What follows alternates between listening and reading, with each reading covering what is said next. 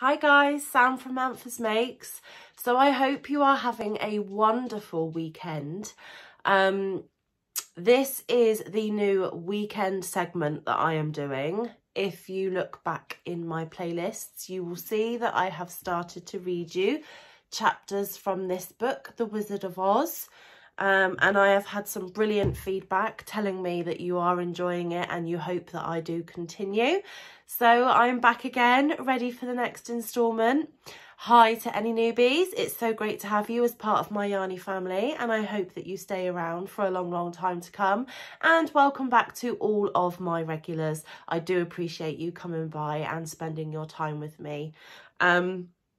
Yes, so I am really enjoying revisiting The Wizard of Oz. It is a childhood favourite of mine. A couple of you have told me some of your fond memories of reading when you were younger, and you have also told me that you are allowing your children to listen to the chapters that I read, which just makes me feel absolutely wonderful that the littlies are getting a little bit of Manfus Makes as well. I did used to work in a preschool, and my favourite activity to do, or one of them, was story time. I really did enjoy that part of the job, and I really do think that reading is such an important part of a child's early education, and it really helps them later on. So I'm glad that some of your littlies are getting some benefit from these segments as well. So without further ado, are you ready for the next couple of chapters? I know I am. Okay, so we finished on chapter 4 and now we're on chapter 5, which is the rescue of the Tin Woodman. So I am going to just rejig myself a little bit so that you can see the book, and then let's get cracking. So, the rescue of the Tin Woodman. When Dorothy awoke, the sun was shining through the trees, and Toto had long been out chasing birds around him and squirrels. She sat up and looked around her. There was the Scarecrow, still standing patiently in his corner, waiting for her. "We must go and search for water," she said to him. "Why do you need water?" he asked. "To wash my face clean after the dust of the road, and to drink, so the dry bread will not stick in my throat." "It must be inconvenient to be made of flesh," said the Scarecrow thoughtfully, "for you must sleep and eat and drink. However, you have brains, and it is worth a lot of bother to be able to think properly." They left the cottage and walked through the trees until they found a little spring of clear water where Dorothy drank and bathed and ate her breakfast. She saw there was not much bread left in the basket, and the girl was thankful the Scarecrow did not have to eat anything, for there was scarcely enough for herself and Toto for the day. When she had finished her meal and was about to go back to the road of yellow brick, she was startled to hear a deep groan nearby. "What was that?" she asked timidly. "I cannot imagine," replied the Scarecrow, "but we can go and see." Just then another groan reached their ears, and the sound seemed to be coming from behind them. They turned and walked through the forest a few steps, when Dorothy discovered something shining in a ray of sunshine that fell between the trees. She ran to the place and then stopped short with a cry of surprise. One of the big trees had been partly chopped through, and standing beside it with an uplifted axe in his hands was a man made entirely of tin. His head and arms and legs were jointed upon his body, but he stood perfectly motionless, as if he could not stir at all. Dorothy looked at him in amazement, and so did the Scarecrow, while Toto barked sharply and made a snap at the tin legs, which hurt his teeth. "Did you groan?" asked Dorothy. "Yes," answered the Tin Man, "I did. I've been groaning for more than a year, and no one has ever heard me before or come to help me." "What can I do for you?" she inquired softly, for she was moved by the sad voice in which the man spoke. "Get an oil can and oil my joints," he answered. "They are rusted so badly that I cannot move them at all. If I am well oiled, I shall soon be all right again. You will find an oil can on a shelf in my cottage." Dorothy at once ran back to the cottage and found the oil can, and then she returned and asked anxiously, "Where are your joints?" "Oil my neck first," replied the Tin Woodman. So she oiled it, and as it was quite badly rusted, the Scarecrow took hold of the tin head and moved it gently from side to side until it worked freely, and then the man could turn it himself. "Now oil the joints in my arms," he said, and Dorothy oiled them, and the Scarecrow bent them carefully until they were quite free from rust and as good as new. The Tin Woodman gave a sigh of satisfaction and lowered his axe, which he leaned against the tree. "This is a great comfort," he said. "I have been holding that axe in the air ever since I rusted, and I'm glad to be able to put it down at last. Now, if you will oil the joints of my legs, I shall be all right once more." So they oiled his legs until he could move them freely, and he thanked them again and again for his release, for he seemed a very polite creature and very grateful. "I might have stood there always if you had not come along," he said. "So you have certainly saved my life. How did you happen to be here?" "We are on our way to the Emerald City to see the great Oz," she answered, "and we stopped at your cottage to pass the night." And there's a picture. "Why do you wish to see Oz?" he asked. I want him to send me back to Kansas, and the Scarecrow wants him to put a few brains into his head," she replied. The Tin Woodman appeared to think deeply for a moment. Then he said, "Do you suppose Oz could give me a heart?" "Why, I guess so," Dorothy answered. It would be as easy as to give the Scarecrow brains." "True," the Tin Woodman returned. "So if you will allow me to join your party, I will also go to the Emerald City and ask Oz to help me." "Come along," said the Scarecrow heartily, and Dorothy added that she would be pleased to have his company. So the Tin Woodman shouldered his axe, and they all passed through the forest until they came to the road that was paved with yellow brick. The Tin Woodman had asked Dorothy to put the oil can in her basket, "For," he said, "if I should get caught in the rain and rust again, I would need the oil can badly." It was a bit of good luck to have their new comrade join the party, for soon after they had begun their journey again, they came to a place where the trees and branches grew so thick over the road that the travellers could not pass. But the Tin Woodman set to work with his axe and chopped so well that soon he cleared a passage for the entire party. Dorothy was thinking so earnestly as they walked along that she did not notice when the Scarecrow stumbled into a hole and rolled over to the side of the road. Indeed, he was obliged to call to her to help him up again. "Why didn't you walk around the hole?" asked the Tin Woodman. "I don't know enough," replied the Scarecrow cheerfully. "My head is stuffed with straw, you know, and that is why I am going to Oz to ask him for some brains." "Oh, I see," said the Tin Woodman. "But after all, brains are not the best things in the world." "Have you any?" inquired the Scarecrow. "No, my head is quite empty," answered the Woodman. "But once I had brains and a heart also. So having tried them both, I should much rather have a heart." "And why is that?" asked the Scarecrow. "I will tell you my story and then you will know." So while they were walking through the forest, the Tin Woodman told the following story. "I was born the son of a woodman who chopped down trees in the forest and sold the wood for a living. When I grew up, I too became a wood chopper, and after my father died, I took care of my old mother as long as she lived. Then I made up my mind that instead of living alone, I would marry, so that I might not become lonely. There was one of the Munchkin girls who was so beautiful that I soon grew to love her with all my heart. She, on her part, promised to marry me as soon as I could earn enough money to build a better house for her, so I set to work harder than ever. But the girl lived with an old woman who did not want her to marry anyone, for she was so lazy she wished the girl to remain with her and do the cooking and the housework. So the old woman went to the Wicked Witch of the East and promised her 2 sheep and a cow if she would prevent the marriage. Thereupon the Wicked Witch enchanted my axe, and when I was chopping away at my best one day, for I was anxious to get the new house and my wife as soon as possible, the axe slipped all at once and cut off my left leg.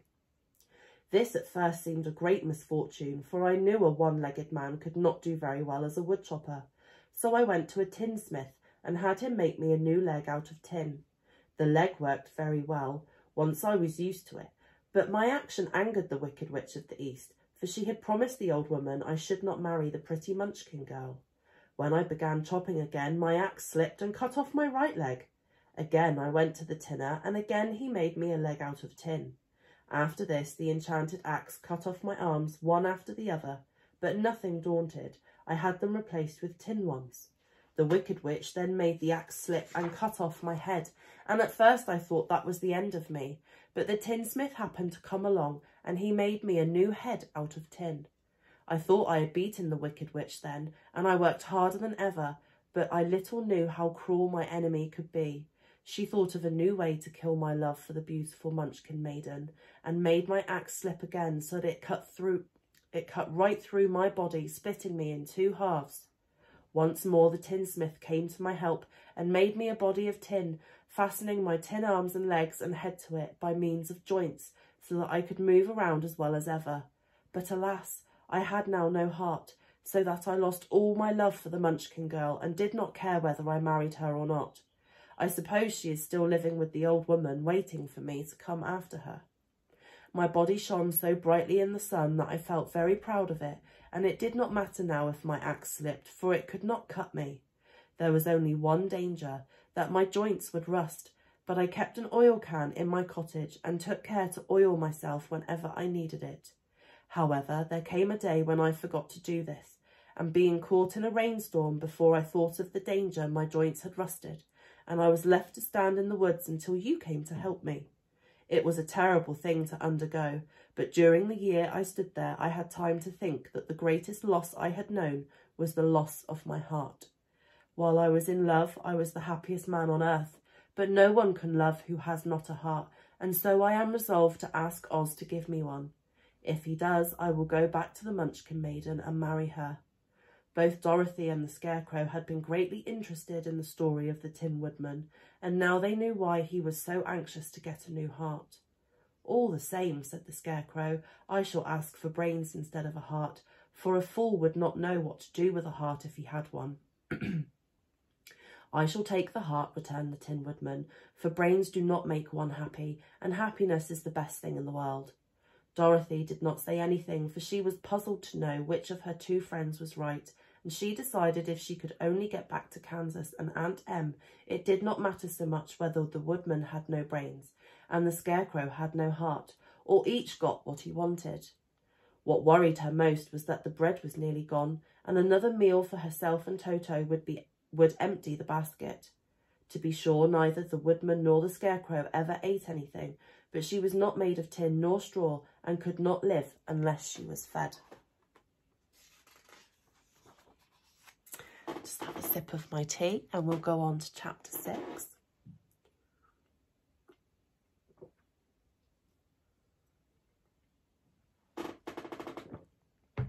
So now we get to meet the next major character, because chapter 6 is the Cowardly Lion.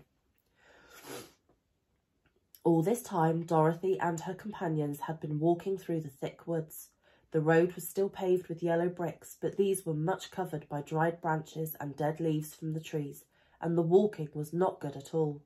There were few birds in this part of the forest, for birds love the open country where there is plenty of sunshine, but now and then there came a deep growl from some wild animal hidden among the trees. These sounds made the little girl's heart beat fast, for she did not know what made them, but Toto knew, and he walked close to Dorothy's side and did not even bark in return. "How long will it be," the child asked of the Tin Woodman, "before we are out of the forest?" "I cannot tell," was the answer, "for I have never been to the Emerald City, but my father went there once when I was a boy, and he said it was a long journey through a dangerous country. Although nearer to the city where Oz dwells, the country is beautiful. But I am not afraid, so long as I have my oil can and nothing can hurt the Scarecrow, while you bear upon your forehead the mark of the good witch's kiss, and that will protect you from harm." "But Toto," said the girl anxiously, "what will protect him?" "We must protect him ourselves if he is in danger," replied the Tin Woodman. Just as he spoke, there came from the forest a terrible roar, and the next moment a great lion bounded into the road. With one blow of his paw, he sent the Scarecrow spinning over and over to the edge of the road, and then he struck the Tin Woodman with his sharp claws. But to the lion's surprise, he could make no impression on the tin, although the Woodman fell over in the road and lay still. Little Toto, now that he had an enemy to face, ran barking towards the lion, and the great beast had opened his mouth to bite the dog when Dorothy, fearing Toto would be killed, and heedless of danger, rushed forward and slapped the lion upon his nose as hard as she could, while she cried out, "Don't you dare to bite Toto! You ought to be ashamed of yourself, a big beast like you, to bite a poor little dog." "I didn't bite him," said the lion, as he rubbed his nose with his paw where Dorothy had hit it. "No, but you tried to," she retorted. "You are nothing but a big coward." "I know it," said the lion, hanging his head in shame. "I've always known it, but how can I help it? I don't know, I'm sure, to think of your striking a stuffed man like the poor Scarecrow." "Is he stuffed?" asked the lion in surprise, as he watched her pick up the Scarecrow and set him upon his feet while she patted him into shape again.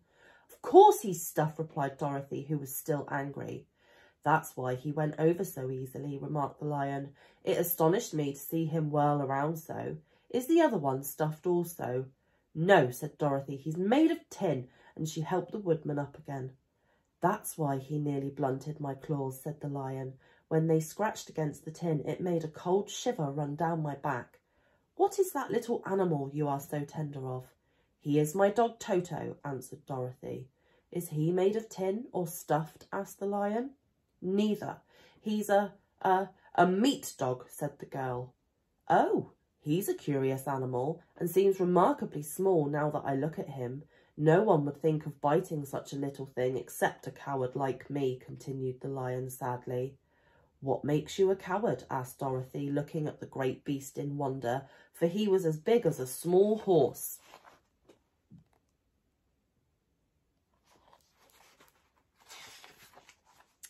"It's a mystery," replied the lion. "I suppose I was born that way. All the other animals in the forest naturally expect me to be brave, for the lion is everywhere thought to be the king of beasts. I learned that if I roared very loudly, every living thing was frightened and got out of my way. Whenever I've met a man, I've been awfully scared, but I just roared at him, and he has always run away as fast as he could go. If the elephants and tigers and the bears had ever tried to fight me, I should have run myself. I'm such a coward. But just as soon as they hear me roar, they all try to get away from me, and of course I let them go." "But that isn't right. The king of beasts shouldn't be a coward," said the Scarecrow. "I know it," returned the lion, wiping a tear from his eye with the tip of his tail.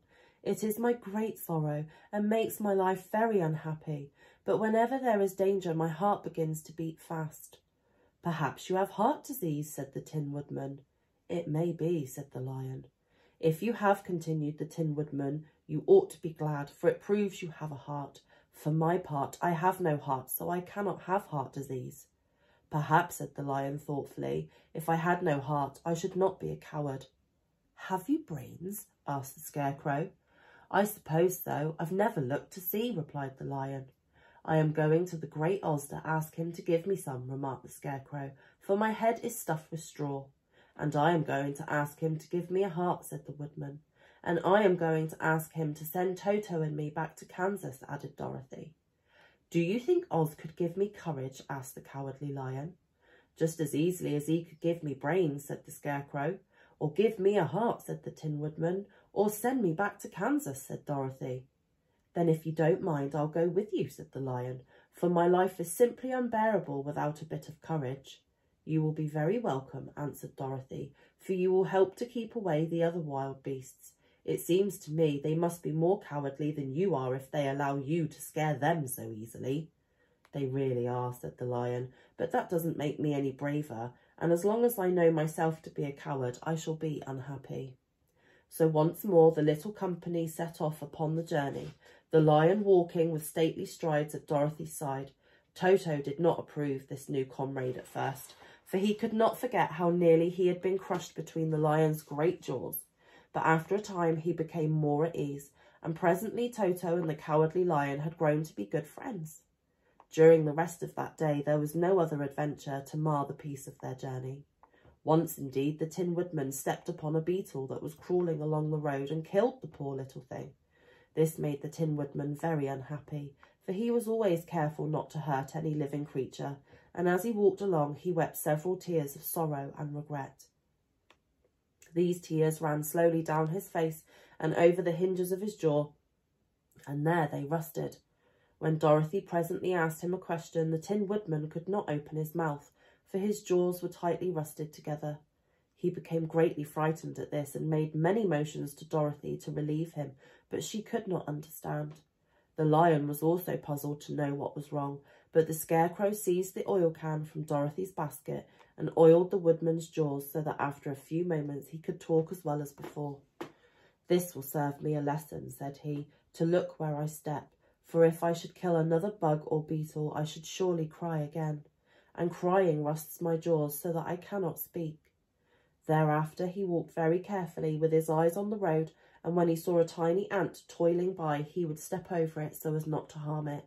The Tin Woodman knew very well he had no heart, and therefore he took great care never to be cruel or unkind to anything. "You people with hearts," he said, "have something to guide you, and need never do wrong, but I have no heart, and so I must be very careful. When Oz gives me a heart, of course, I needn't mind so much." And there we have it. There's our 2 chapters for today. Tomorrow there'll be the next 2 chapters, and then we will have to wait another week until next weekend to continue.